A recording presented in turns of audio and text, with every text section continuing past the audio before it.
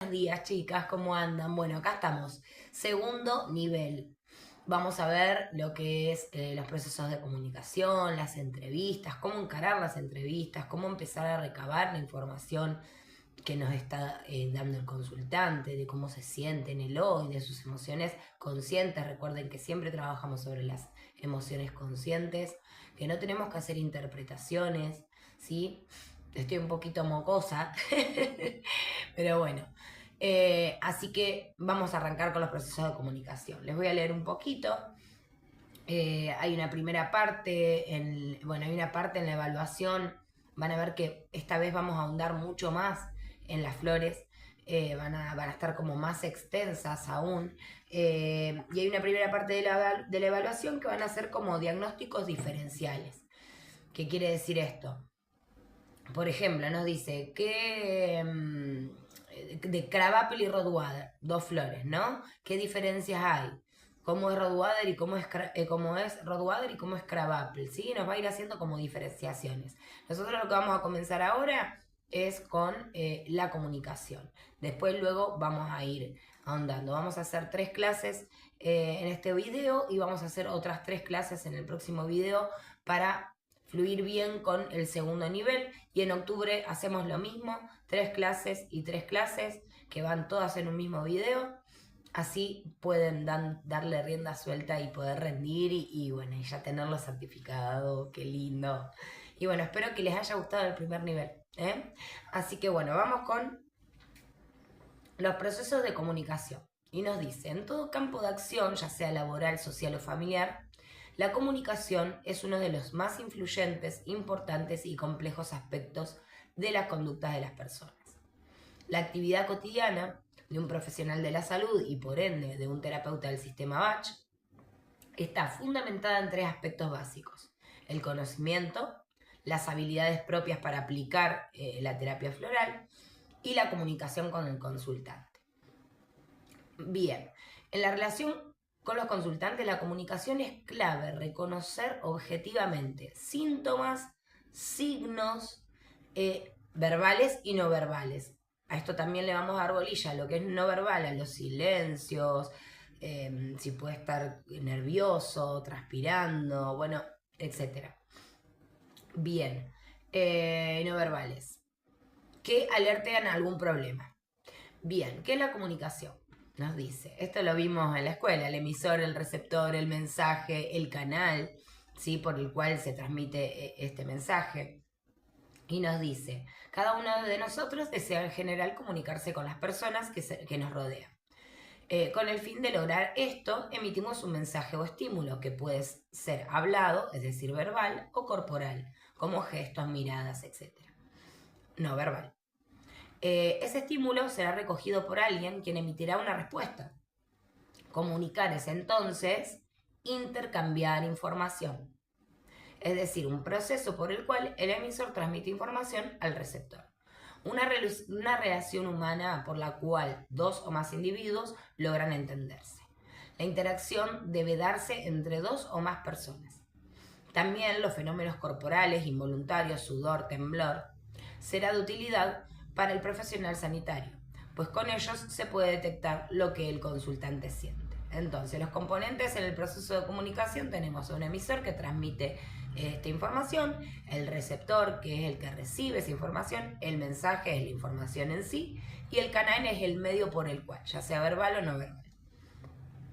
El proceso se completa, esto está en la prueba, cuando el receptor hace saber al emisor que ha recibido el mensaje por medio de otro mensaje, por lo cual en ese momento los papeles se invierten, pasando el emisor original a ser receptor y el receptor original a ser emisor. Este proceso se llama feedback, retroalimentación o feedback. Bien, para que exista comunicación debe haber al menos 2 sujetos que adopten alternativamente las funciones de emisor y receptor. La fuente de la información y el emisor suelen coincidir, pero en determinadas ocasiones puede no ser así. Paciente que comunica algo que puede afectar al tratamiento y a la enfermera, y la enfermera lo hace saber al médico. Mensaje dado por un pariente de parte del consultante. Muy bien. Siempre tenemos que tener en cuenta la comprensión que se tenga Primero, poder comprendernos a nosotros mismos, poder trabajar desde un lugar realista, desde una posición existencial realista, desde un adulto, ¿sí? Desde un estado del yo adulto, no un padre crítico. Nosotros cuando hagamos consultas, lo fundamental, y en una partecita lo va a decir, lo que es la escucha activa, poder escuchar al otro, qué es lo que tiene para decirme, mirarlo a los ojos. Es muy importante que la persona sienta que nosotros estamos comprendiendo lo que está sucediendo, lo que le está pasando, cómo se siente. En alguna parte nos va a dar tips de cómo recolectar esa información. No va a ser un interrogatorio de preguntas seguidas, constantes, o formular preguntas una tras de la otra, o también el hecho de preguntar y nosotros decir, ¿cómo te sentiste? ¿Triste en este momento? No, porque ya le estamos dando la respuesta a ellos, ¿sí? Dejemos que ellos hablen. ¿Y vos cómo te sentiste en este momento? También otra cosa muy importante es poder corrernos del lugar. ¿Por qué? ¿Qué nos pasa? A veces van a venir consultantes que nos van a mostrar una parte de nuestra historia o que nosotros vivimos algo muy parecido a ellos, ¿no? Y puede que nosotros pongamos esa energía en eso. Entonces, ¿qué vamos a poner? Ay, como yo me sentí triste, ella seguro que también. Entonces, pongo Honeysuckle o pongo a Grimoni, porque a mí yo creo que ella está pasando muy mal. Yo creo no. O cómo me sentí yo en ese momento, no. Nos tenemos que correr de esa experiencia que es parecida a la nuestra, pero que como no, al no ser personas exactamente iguales, no lo vamos a estar sintiendo igual. Entonces, eso es muy importante también que lo tengan en cuenta. Entonces, a ver, nos dice, bueno, el feedback es la retroalimentación, cuando el emisor y el receptor van cambiando de lugar. Es el primero de ellos. La comunicación tiene varios axiomas. Y nos dice, el primero de ellos expresa que un individuo no puede no comunicar, ya que hasta el silencio comunica. Otro de los axiomas del segundo dice que la comunicación no es una suma de elementos aislados, todos tienen que ver con todo, ¿sí? Y en tercer lugar, la comunicación de los seres humanos puede ser analógica, no arbitraria, existe relación entre significante y significado, ejemplo, una radiografía, un cuadro, etc. O digital, arbitraria, no existe relación, ejemplo, el lenguaje. Por último, la interacción simétrica, en la que se da a un mismo nivel de comunicación, enfermera con enfermera, terapeuta con terapeuta, o eso sería de igual a igual. Bien, como se ha dicho, la retroalimentación es aquella que completa el proceso de comunicación y supone por parte del receptor que se ha captado el mensaje. En relación a los consultantes, el natuterapeuta debe cerciorarse de que su interlocutor describa la información recibida y exprese sus dudas. La retroalimentación no debe ser evaluativa, es decir, que el terapeuta no juzga si el consultante tiene buen entendimiento o no, simplemente corrige algunos errores que no hayan comprendido. A efectos de garantizar, dentro de los cánones lógicos y posibles, el proceso de reequilibrio de sus emociones. Respecto a la información, debe tenerse en cuenta actualmente que las personas están cada vez más familiarizadas por los medios, tienen mucha más información de qué se trata esto o aquello, pero a veces las informaciones son erróneas, entonces tenemos como que empezar a dar nuestra vista. Nosotros desde este curso es muy extenso y está muy ahondado, no es simplemente saber qué flor para cada cosa y nada más. Entonces tenemos un poquito más de herramientas para utilizar. Bien, tenemos barreras. Los obstáculos en la comunicación se traducen en un tratamiento ineficaz. Esto lo va a preguntar, ¿sí? Puede durar mucho más tiempo, puede que no sienta un cambio y que se frustre y no venga más, ¿sí? Puede haber barreras. Entonces, cuando la comunicación se establece mal o no se establece, surgen bloqueos como los derivados de la ambigüedad en la información, lo que no va a permitir la selección adecuada de las flores. Transferencia de una mala experiencia a la actual. que se puede traducir en desconfianza hacia el natuterapeuta. Puede que hayan hecho flores de Bach y me hayan dicho que ha pasado, que viene y me dice, no, a mí no me hizo nada, pero bueno, voy a probar de nuevo por las dudas. Bueno, sí, puede pasar. Bien, o alguna proyección también de la familiar, que no, esas cosas no sirven, ¿sí? Todo eso pueden ser barreras. También las culturales o la manera en las que hablamos, por no va a ser la misma comunicación con un niño, con un adulto, con un adolescente. También, viste, las palabras que utilizamos y las jergas que hay ahora. Entonces, hay que tratar de ser lo más entendible posible para explicarle al otro de qué se trata la terapia floral. Pero sobre todo lo más importante es la empatía que se tenga con el otro, que se lo escuche activamente, que no se lo interrumpa. No podemos ir metiendo preguntas e interrumpiendo, no. Bajamos, copiamos lo que nos parece importante, o palabras que nos digan, o sentimientos, o signos, síntomas, ¿sí? Pero tratamos de escuchar lo más posible y enseguida otra pregunta, pero no como un interrogatorio constante. Bien, las barreras de comunicación no solo surgen del consultante. Hay ocasiones en que provienen del terapeuta. Existen barreras que pueden dificultar la comprensión del mensaje, como hablar antes de organizar los pensamientos, lo que llevará a expresarse con poca precisión, introducir muchas ideas desconectadas entre sí o que no conlleve un hilo lógico. Hablar sin asegurarse si se es comprendido, no tener en cuenta información verbal o no verbal del consultante y por ello no responder con precisión. Entre las que sí surgen del consultante se pueden mencionar cuando él mismo no presta la atención debida, por ejemplo, cuando está pensando en qué responder. En cuanto a las barreras físicas, que son un impedimento para la comunicación, se destacan las interrupciones, el teléfono, alguien que hable, un perro, bueno, a ver, tenemos miles de cosas. Siempre tenemos que intentar de que el lugar donde atendamos sea lo más cálido posible, que no haya olores muy fuertes, que no haya música muy fuerte, cerciorarse de que el otro, por ejemplo, un saumerio puede molestarle a alguien o ser alérgico, tratar de no tener muchas cosas, mucha decoración y demás.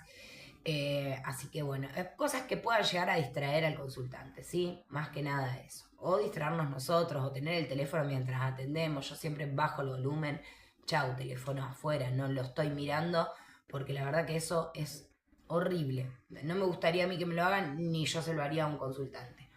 Bien, entre las herramientas a utilizar para mejorar la comunicación con el consultante se encuentran fundamentalmente la utilización del lenguaje claro. Por otro lado, es aconsejable que los encuentros estén organizados y estructurados. Esto es fundamental. Acá lo pone como, bueno, en la primera consulta vamos a recabar nada solamente, bueno, cómo se llama, dónde vive, bla, bla, bla, bla. En la segunda, bueno, acá vamos a hacer todo en una sola consulta, pero va estructurada. Entonces, al principio lo que yo hago es, bueno, cómo se llama, cuántos años tiene, si toma alguna medicación, si tiene alguna enfermedad, alguna patología, cuándo arrancó esa patología. Entonces anotamos cuántos años hace que está así, bla, bla, bla, bla. ¿Sí? Todo eso, lo primero es eso. Luego lo que yo hago es, bueno, ¿cómo llegaste acá? ¿Qué expectativas? ¿Qué es lo que te está pasando? Bien, y ahí arrancamos. Y ahí arrancamos a escuchar. A escucha activa. Empezamos a escuchar qué es lo que nos está diciendo. ¿Sí? Anotamos, le comentamos que nosotros anotamos para tener esto y poder jerarquizar las flores. Si, por ejemplo, vienes sin saber nada, lo primero que hacemos es, bueno, ¿sabes algo de las flores? ¿O viniste porque te dijo tu tía, tu mamá, tu papá, quien fuere? Bueno, te cuento de qué se trata. Sí, lo primero es de qué se trata las flores de Bach. Es un sistema de 38 esencias que van a reequilibrar la energía vital, bla, bla, bla, bla. ¿Sí? Muy chiquito, pero bien explicado. Siempre tratando de que el otro comprenda lo que estamos diciendo. Que las flores no tienen contraindicaciones, cómo se resguardan del calor y de la luz, cómo se toman, ¿sí? Eso va a ir más a lo último, lo hago yo, pero bueno, también le hago un pequeño pantallazo previo. Ya después es escuchar al otro que nos está diciendo. Bueno, acá de esto de estructurado nos dice, por ejemplo, en la primera parte de la entrevista se toma nota de los datos personales, en la segunda se toma nota de los puntos sobresalientes de la historia biopatográfica. La escucha activa, de acuerdo al desarrollo de cada situación, se implementa de 4 formas diferentes. Escucha activa interrogativa o indagatoria. La formulación se concreta de forma interrogativa por no tener la seguridad de haber captado correctamente la idea. Por ejemplo, nos está contando algo, frenamos, decimos lo que afirma usted es que tal cosa. Después afirmativa, cuando el terapeuta tiene la seguridad de haber captado la idea, por ejemplo, por lo que antes decía, deduzco que, en boca de otro, cuando no se está de acuerdo con la opinión del consultante, por ejemplo, entonces decimos en su opinión tal cosa. Aproximativa, corríjame si me equivoco, pero... Bien, cositas así como para tener en cuenta, para ir frenando y que el otro sepa que lo estoy escuchando realmente, ¿sí? Si no me está quedando claro algo, entonces por lo que deduzco tal cosa, así que en tu opinión tal otra, así que lo que afirmás vos es tal o cual cosa, corregime si me equivoco, esto es así, así, asá, ¿viste? Como ir haciendo este jueguito. En el momento de la devolución del terapeuta es necesario respetar varias pautas que serán de gran ayuda en el establecimiento de un vínculo positivo entre terapeuta y consultante. No interrumpir, evitar juzgar, evitar dar soluciones o consejos, evitar apoyar. El terapeuta no debe mostrar que las circunstancias relatadas le afectan, ni que se compadece de lo que el consultante cuenta. Sí, es un poco así. La realidad es que yo siempre acompaño mucho en ese sentido cuando el otro está realmente mal o cuando lloran y demás. Trato de correrme siempre del lugar, pero siempre ahí apoyando, estando. Yo lo hago. No me sale de otra manera, esa es la realidad. Cada uno lo hace como le parece mejor. Mantener los propios sentimientos al margen, eso es lo que dije hoy. Puedo sentirme identificada con la misma vivencia que tiene el otro, pero no puedo estar sintiendo lo mismo que siente el otro. Entonces, corrernos de ahí y siempre elegir las flores adecuadas con lo que el otro me está diciendo. En toda escucha activa se utilizan preguntas. No se trata de preguntar mucho, sino de preguntar bien. Hay 2 tipos de preguntas, abiertas y cerradas. Las primeras son aquellas que solo pueden responderse con un sí o un no. ¿Cómo se sintió en ese momento? Esto es lo que decía hoy. ¿Cómo se sintió en ese momento? ¿Con ganas de llorar? No podemos dar la respuesta dentro de la pregunta. ¿Cómo se sintió en ese momento? Punto. ¿Cómo te sentiste en ese momento? Las preguntas abiertas, en cambio, obligan a verbalizar ideas y experiencias. Las preguntas deben hacerse con naturalidad, intercalando comentarios, evitando la sensación de interrogatorio. Por ejemplo, ¿por qué no me hablas vos de tal cosa? El acto de preguntar puede convertirse en una técnica para lograr una mayor eficacia y se recomienda no hacer un interrogatorio, no formular varias preguntas al mismo tiempo, no sugerir las respuestas en las preguntas, en los temas delicados utilizar preguntas impersonales, ser sincero y espontáneo. El silencio también juega un papel importante en la entrevista, ya que tiene el poder de estimular la expresión del paciente y obligándole a dirigir la atención sobre lo que está diciendo. Sirve también para incrementar los datos o permitir conocer más al consultante y sus dificultades. El silencio ante una pregunta puede ser muy significativo. Para que produzca el efecto deseado, los silencios deben ser naturales. Se ha de transmitir la sensación de que se está pensando lo dicho o esperando a que el otro intervenga, mirándole sin tensión. No se debe emplear los silencios cuando el consultante termina una frase preguntando algo o cuando el comentado requiere inmediatamente una aclaración por parte del terapeuta. Muy bien, vamos con las técnicas para aportar información al consultante. Dice técnicas de exposición. Para una comunicación efectiva es importante la credibilidad del terapeuta. Esta se apoya tanto en una buena preparación profesional, saber lo que se dice, como en las capacidades comunicativas, cómo se dice. saber lo que se dice y cómo se dice. Para hablar con claridad se debe pensar con claridad. Para lograr esta claridad se puede recurrir a algunas pautas como por ejemplo, estar seguro de lo que se quiere decir, saberlo antes de decirlo, exponer las ideas jerarquizándolas, ya que el consultante no escuchará a menos que lo que se exprese sea importante y tenga sentido para él. Recurrir a la experiencia previa que se tenga de la persona por entrevistas anteriores, por ejemplo, cómo reaccionó a la otra ocasión. Exponer las ideas con claridad y tranquilidad, ser discretos, el secreto profesional debe ser siempre respetado. Muy bien, la asertividad es la capacidad que se tiene para reafirmarse uno mismo en la medida en que se aceptan las consecuencias de los propios actos y se reconocen los errores. La ausencia o escasa asertividad se puede ubicar en el otro extremo, es lo que se identifica como sobrevaloración de uno mismo. La falta de asertividad puede estar fundamentada en falsas creencias, por ejemplo, cuando el terapeuta piensa que los derechos de los demás están por encima de los de él. Bueno, acá es fundamental lo que dije al principio. Empezar a trabajar en nosotros, en nuestros mandatos familiares negativos. Desgravar esos mandatos negativos. Volver a grabar los positivos, grabar los positivos, trabajar desde nuestra parte más adulta y trabajar desde una posición existencial realista para no creer ni sobrevalorarnos y que nosotros estamos por encima de o todo lo contrario, ¿sí? Entonces eso es fundamental como para encarar, digamos. Bien, nos habla de una información persuasiva. Persuadir consiste en conseguir la colaboración voluntaria por parte de la otra persona. Bien, pero dice, no se debe caer en el error de tratar a toda costa de convencerlo de algo, ni de intentar que el consultante actúe como el terapeuta considera conveniente. Como ya se dijo, solo se trata de que el consultante colabore en su tratamiento con la mayor voluntad para oír y comprender la información que se le brinda, para encarar los cambios necesarios que lo llevarán a solucionar el motivo de la consulta, para acudir a las citas en forma estipulada para la toma de flores.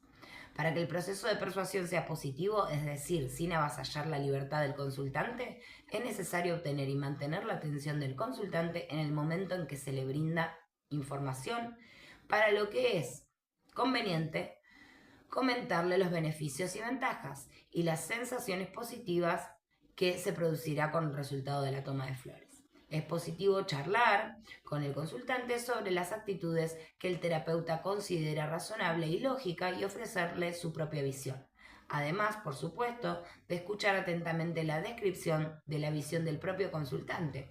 Y en el caso de coincidir ambas, analizarlas, desmenuzarlas y compararlas para, entre ambos, llegar a concluir cuál es la más conveniente, lo que llegará a provocar una respuesta correcta. Muy, pero muy bien, ahí terminamos con lo que es la comunicación y seguimos con la entrevista 1.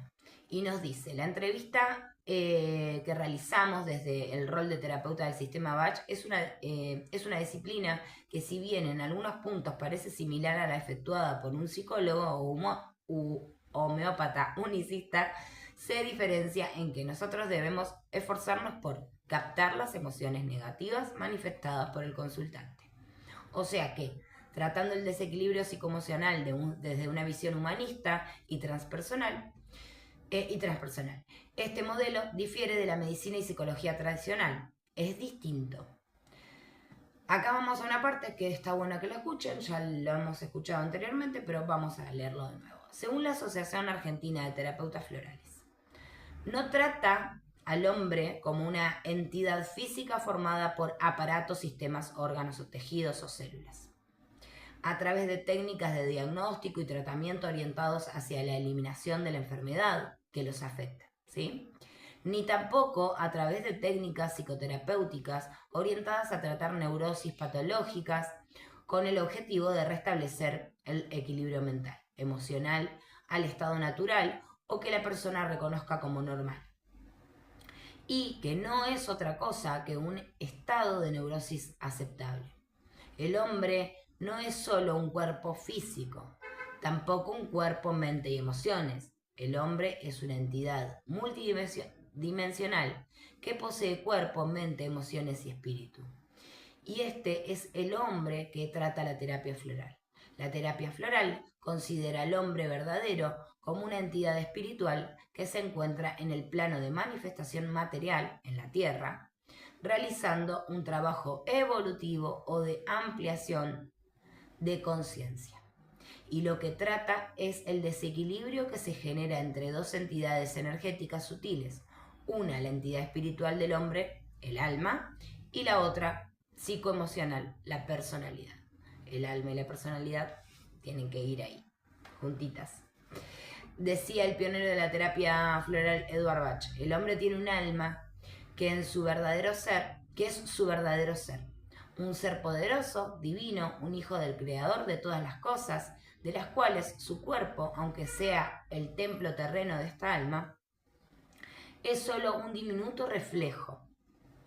Nosotros, como nos conocemos a nosotros mismos, somos personalidades que estamos acá abajo con el propósito de obtener todo el conocimiento y la experiencia que pueda conseguirse a través de la existencia terrena, de desarrollar las virtudes que nos faltan y de purificarnos de todo lo malo que está en nosotros.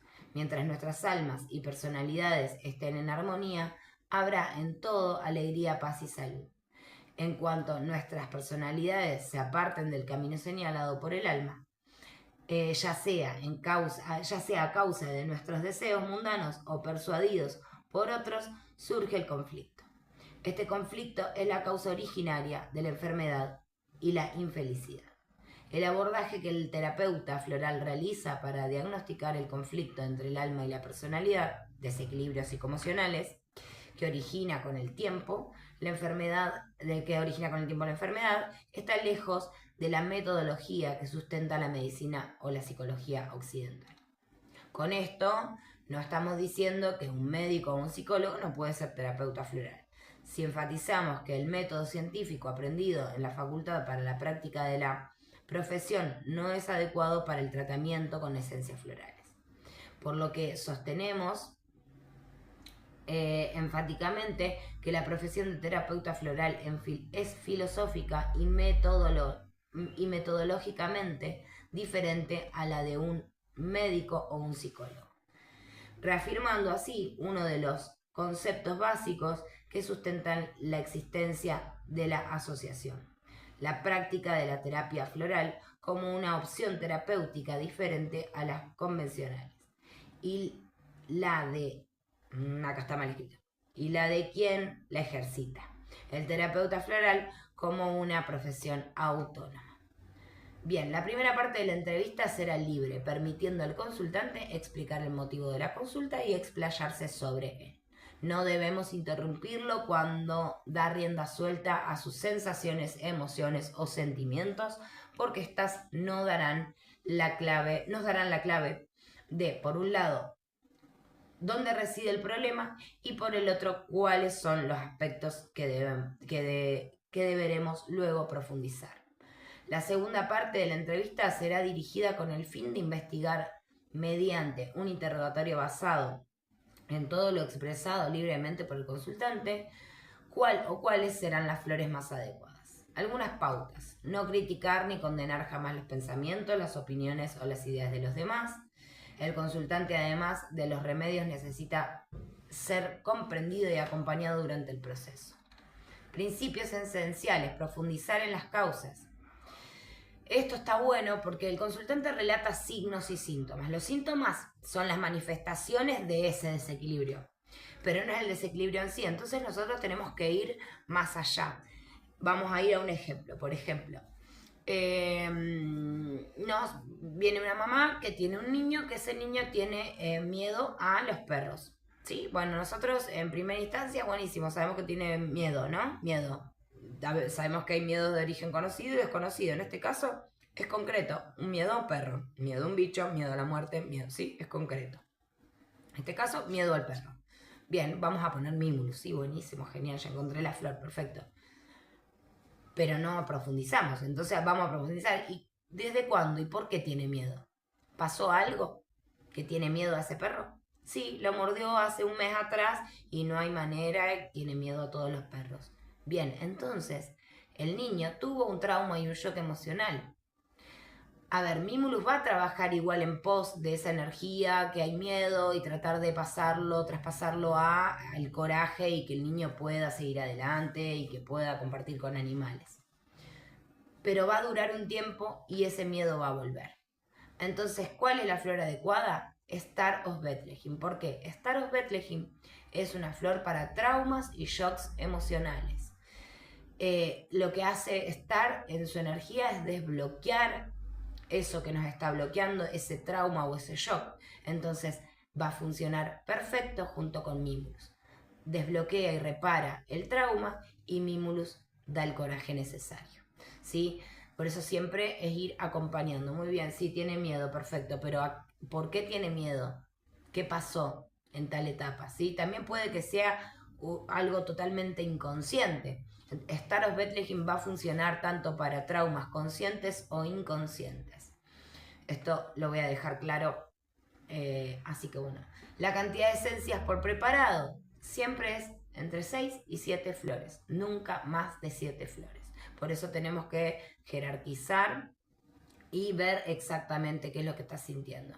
Vamos a ver que por ahí hay consultantes que decimos, che, pero necesito 1.000.000 de flores, ¿qué hago? Bueno, hay flores catalizadoras. Las flores catalizadoras son Holly y Will Out. ¿Qué es la flor catalizadora? Va a hacer que esa flor saque el estado real y que nosotros podamos ver con claridad cuáles son las flores necesarias.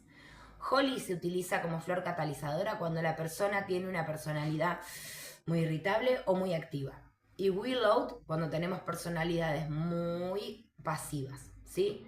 Son dos flores que si tenemos muchas flores para poner y no sabemos qué, bueno, vamos a poner Holly según si la personalidad del consultante es muy activa y Willow si la personalidad del consultante es muy pasiva. Entonces de esa manera en las próximas flores vamos a poder ver exactamente qué flores vamos a tener que poner y qué vamos a tener que trabajar. ¿Por qué? Porque va a remover y sacar al exterior el estado real y lo va a poder ver con mayor claridad. Muchos terapeutas son unicistas, que quiere decir que trabajan con una sola flor. En mi caso yo siempre voy jerarquizando, no siempre pongo 7 flores, a veces pongo 4, a veces pongo 5, ¿sí? No es necesario trabajar sobre 1.000.000 de cosas, pero sí dar en la tecla con lo justo y lo más imprescindible que está sintiendo en este momento ese consultante, ¿sí?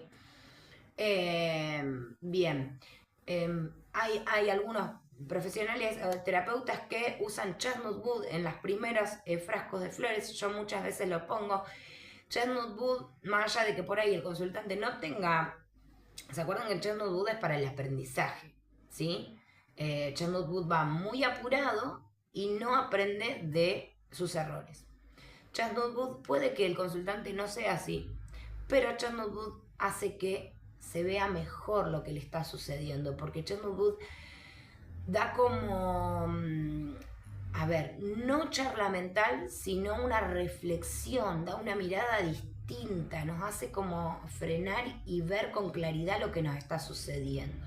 Entonces está siempre muy bueno. Una fórmula que está muy buena, que luego la vamos a ver, es Chestnut wood, walnut y crabapple. Chestnut wood el aprendizaje, crabapple es la limpieza tanto mental, espiritual y corporal, y walnut es los cambios, es la aceptación y la asimilación.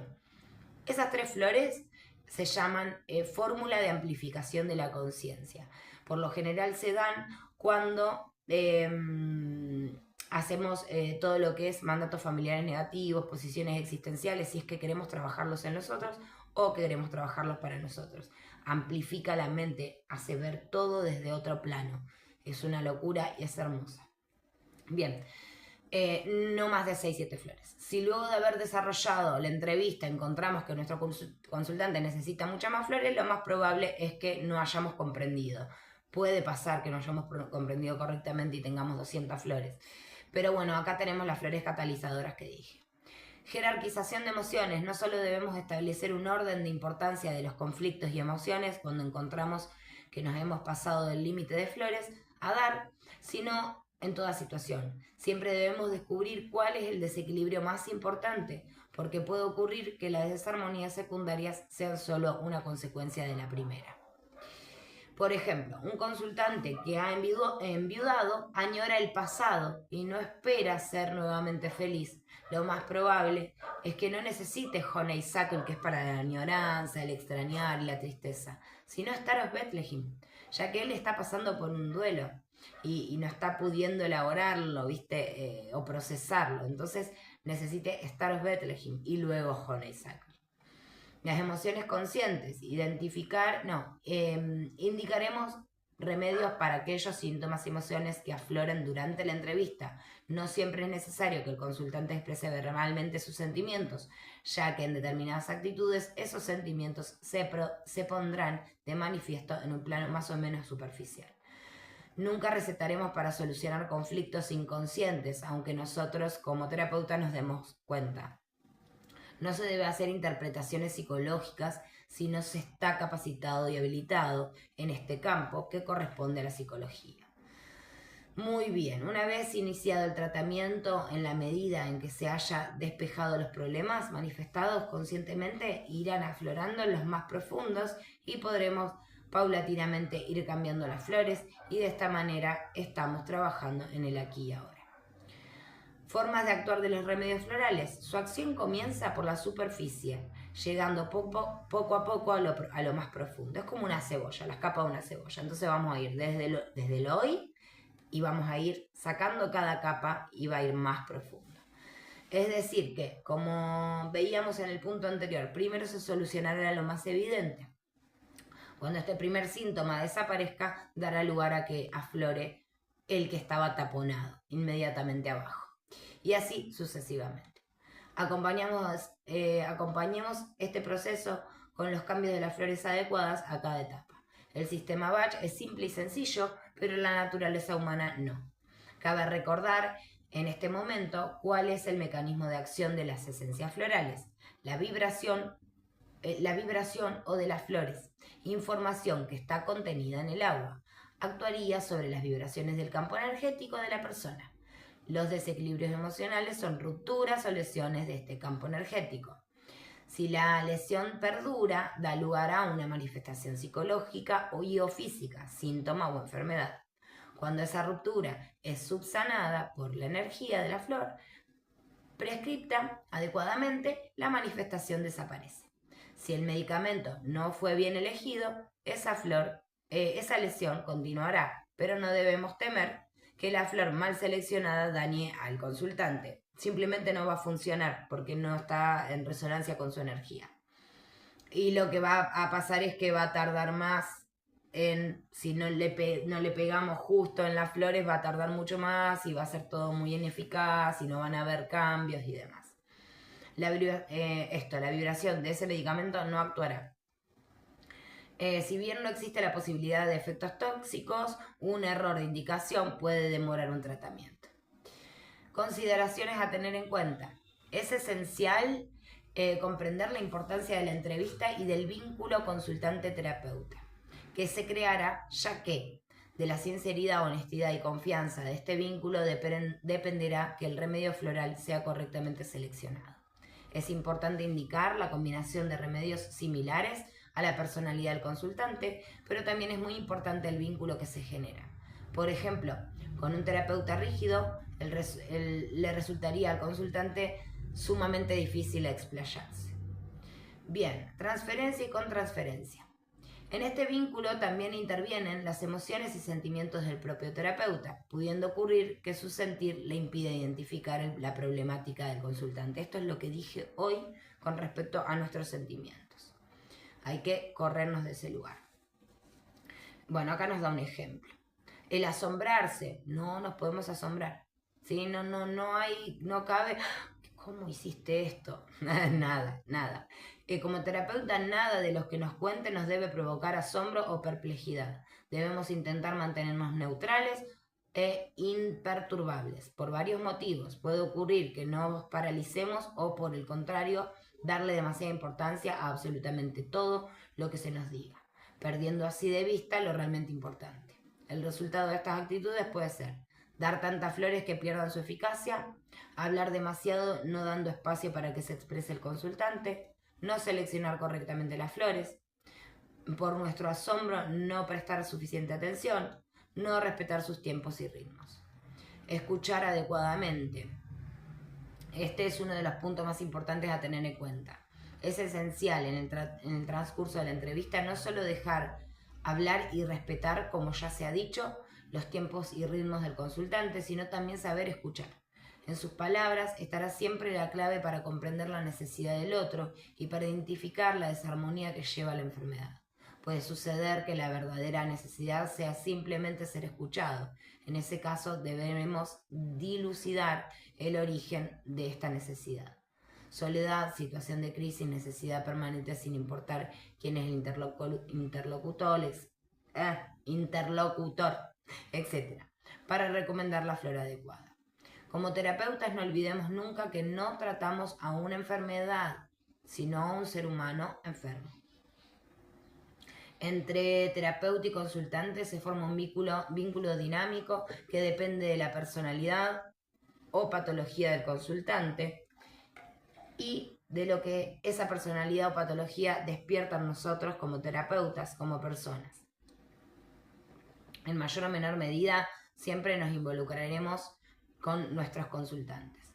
No perdamos de vista nuestra función, ayudar a la persona enferma a restablecer su equilibrio. Bien, acá unas características del terapeuta, y dice, así como los procesos de transferencia y contransferencia invierten los pensamientos, sentimientos y reacciones que el consultante despierta en nosotros, y viceversa, la entrevista y el vínculo que ésta genera también está condicionado en gran medida por las características personales del terapeuta. Por ejemplo,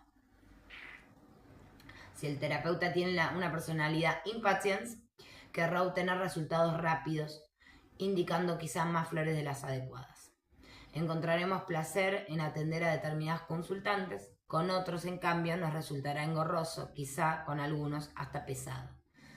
Deberemos, por lo tanto, cuestionar e investigar el porqué de lo que sentimos, ya que esos sentimientos son nuestra responsabilidad. Algunas de las preguntas que nos pueden ayudar son: ¿qué siento con este consultante? ¿Qué siento? No qué pienso del consultante. ¿Qué siento? ¿Lo siento por mi propia historia? ¿Porque viví algo parecido? ¿Por mi carácter? ¿Porque no tolero tal actitud? ¿Por qué no puedo sentir interés por él? ¿Por qué me interesa tanto? ¿Por qué me identifico? ¿Por qué logra manejarme? Bien, son preguntas a tener en cuenta cuando estamos en desagrado. Cuanto más nos involucramos, más difícil será encontrar las flores adecuadas. Idealización del terapeuta. Es común que piensen sobre todos los consultantes psicosomáticos que el terapeuta es el dueño de la verdad. En estos casos esperan que nosotros, como si tuviéramos una varita mágica, solucionemos de manera inmediata y totalmente eficaz todos sus problemas y desequilibrios. Tengamos los ojos muy abiertos y seamos muy cuidadosos, porque esta es una situación muy seductora, ya que nada se nos cuestiona y todo lo que decimos es expresado vulgarmente. Palabra santa. Con dos consultantes así, nuestro ego carecería enormemente. Por esto, ¿es bueno para el consultante? ¿Es bueno para el consultante? Es obvio que no.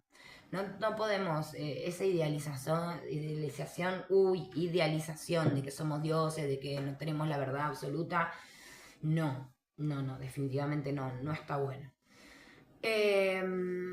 Los riesgos son dos, nos dice: que el consultante tome como mandato cada palabra que digamos, perdiendo así su total libertad, capacidad de reaccionar y de decisión. Si los remedios indicados no actúan en el tiempo esperado, lo que puede suceder por variadas circunstancias, nosotros caeremos del trono en el que fuimos puestos. ¡Pum! No, esto no sirve para nada, esa terapeuta no sirve. Pasa. Otros roles peligrosos. Puede ocurrir que los problemas o conflictos que provocan el actual desequilibrio hayan sucedido mucho tiempo atrás, en la infancia, la adolescencia, la adultez. si se trata de una persona mayor, etc. La situación conflictiva puede haber sido arrastrada a través de los años. Cuanto más antigua sea, más difícil será resolverla. Muchos consultantes inconscientemente nos identificarán con las personas implicadas en ese conflicto, madre, padre, esposa o primer amor. Se establecerá un modelo de vínculo-relación muy particular. Por supuesto, este modelo no será exclusivo de la relación consultante-terapeuta, sino que el consultante lo repetirá toda vez que le sea posible. Bien. El encuadre de la entrevista. En toda entrevista, sea cual fuere su objetivo, exige la existencia de dos sujetos. Uno activo, el sujeto que lleva a cabo la conducción de la entrevista, y un pasivo. Su rol se desarrolla dentro de las pautas marcadas por el sujeto activo. Tengamos siempre presente que en todo momento la conducción es nuestra, aún en la parte libre de la entrevista. Si bien el consultante tiene la palabra, los límites los ponemos nosotros. Los puntos claves para que la conducción de la entrevista sea satisfactoria son escuchar atentamente mostrando interés por lo que dice el consultante, no tomar partido en las contiendas personales, sino recién y excepcionalmente cuando lo exija la solución del caso, no jugar a tribunales, no formular críticas ni imponer las propias ideas, no jugar al papá. En todo momento, revisar los objetivos y el desarrollo de la entrevista, colocarse en la situación del consultante. Siempre habrá un sujeto al ya clásico principio de las relaciones humanas. La gente no quiere ser tratada como gente. Hay algo que todos repudiamos, ser observados como un elemento raro o mucho peor aún, ser juzgados. Fundamental, no juzgar, no asombrarnos, ¿sí? Por favor, no jugar al papá tampoco, porque bueno, hay consultantes que pueden ser más aniñados y nosotros teniendo ahí un poco el control y demás, o creernos más, por eso siempre volvamos a trabajar en nosotros, que podamos persuadir. Nosotros vamos a persuadir para que el otro colabore y que pueda realmente decirnos lo que le está pasando para que las flores puedan funcionar en él y pueda resolver lo que le esté sucediendo en ese momento, ¿sí? Nada más que para esto. Escucha activa, empatía, no juzgar al papá. Vamos a dedicar una parte que va a ser para comentarles de qué se trata la terapia y luego vamos a empezar con esta terapia y que él se pueda explayar, pero siempre nosotros guiando, ¿sí? Esto es fundamental.